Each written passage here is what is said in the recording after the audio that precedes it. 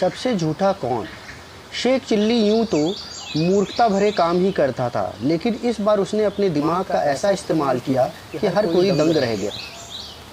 हुआ यूं कि शेख को पसंद करने वाले झज्जर नवाब लड़ाई के बाद कुछ महीनों के लिए अपने राज्य से बाहर सैर सपाटे के लिए चले गए। उनकी मौजूदगी में उनका छोटा भाई राज्य को संभालने लगा। नवाब के छोटे भाई को शेख बिल्कुल पसंद नहीं था। उसके मन में यही रहता था कि मेरे भाई यानी नवाब ने ऐसे ही सिर चढ़ा रखा है, इसे कोई काम ढंग से करना नहीं आता और यह कामचोर भी बहुत है।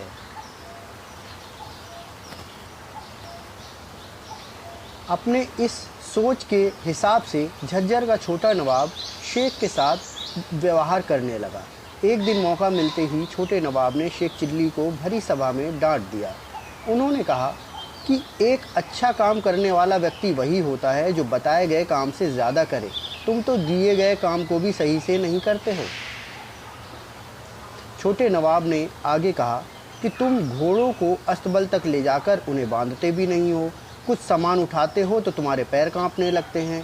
कोई भी काम तुम मन लगाकर क्यों नहीं करते? जवाब दो। सभा में मौजूद सभी लोग शेख चिल्ली को पड़ी डांट सुनकर खूब हंसने लगे। डांट सुनने और सभी लोगों को खुद पर हंसता हुआ देख शेख चिल्ली चुपचाप दरबार से चला गया।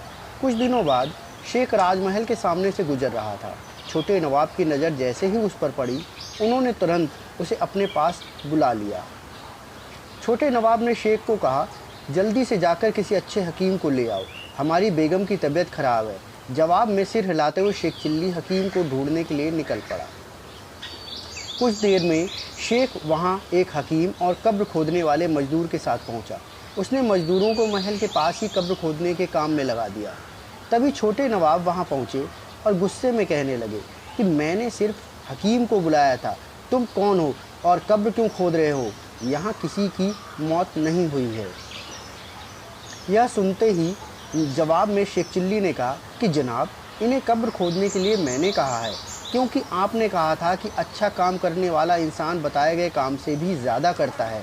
मैंने भी आपकी बेगम की बीमारी की बात सुनकर उससे संबंधित सभी संभव चीज़ें कर दी हैं। इस बात को सुनकर गुस्से में छोटे नवाब महल के अंदर चले गए। कुछ दिनों बाद उन्होंने एक प्रतियोगिता रखी, क्योंकि उन्हें राज्य के कामकाज से ज़्यादा आनंद शतरंज व अन्य खेलों में आता था।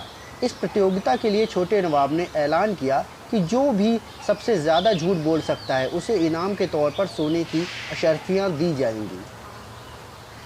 इस घोषणा को सुनते ही झूठ बोलने वाले लोग प्रतियोगिता में हिस्सा लेने के लिए पहुंच गए। प्रतियोगिता के दौरान एक झूठे व्यक्ति ने छोटे नवाब से कहा कि साहब, मैंने भैंसों के आकार से भी बड़ी चींटियां देखी हैं, वो भी ऐसी जो भैंस से भी दुगना दूध देती हैं। छोटे नवाब ने कहा, हाँ, ऐसा बिल्कुल हो सकता है।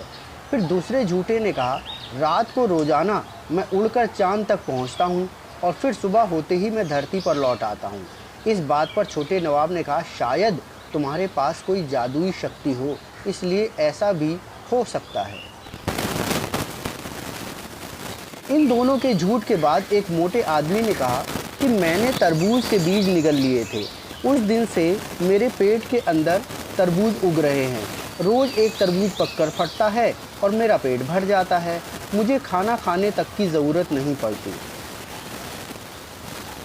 यह सुनते ही छोटे नवाब ने कहा कि इसमें क्या बड़ी बात है, तुमने कोई चमत्कारी ताकत वाले बीज खा लिए होंगे।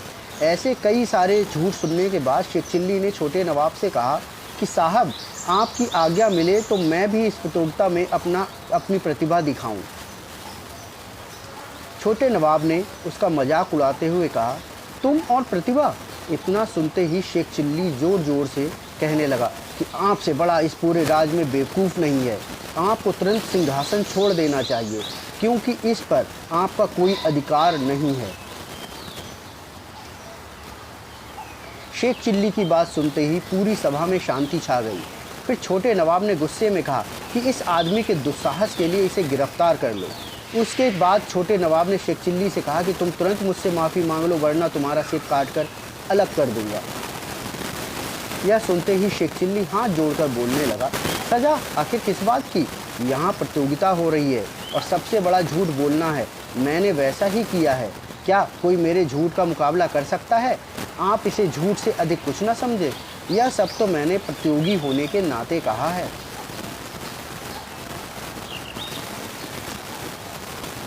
छोटे नवाब सोचने लगे कि इसने पहले झूठ कहा था या अब झूठ बोल रहा है।